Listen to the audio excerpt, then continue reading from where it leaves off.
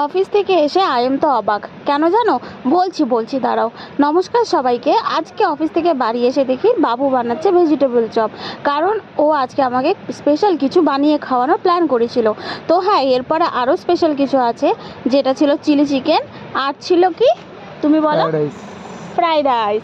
তো যাই হোক, এখন চলছে ভেজিটেবল চপের পালা। তো দেখো বাবু চপগুলো সুন্দরভাবে করে নিয়েছে, এখন দেখো ফ্রাই করছে। আর হ্যাঁ, শেফকে বিয়ে করার কিন্তু এটাই একটা ফায়দা, যে নতুন নতুন খাবার খাওয়া যায় বাড়িতে বসেই। যেগুলো দোকান থেকে খেলে একদম প্রবলেম করে, পেটে প্রবলেম করে, সেগুলো কিন্তু বাড়িতে তৈরি করেই আমি খেতে পারছি, কারণ আমার বর হচ্ছে বলো বলো শেফ। আচ্ছা যাই হোক, দেখো এটা খুবই টেস্টি ছিল আর খুবই হেলদি ছিল। তার সাথে ছিল চা। এটা দিয়েই আমাদের সন্ধ্যার টিফিনটা হয়ে গেছে। তো এরপরে বাবু বানাবে চিলি চিকেন আর ফ্রাইড রাইস। তো পরের ভিডিওতে আসতে চলেছে সেটা, তোমরা দেখতে থাকো। ভালো থেকো সবাই।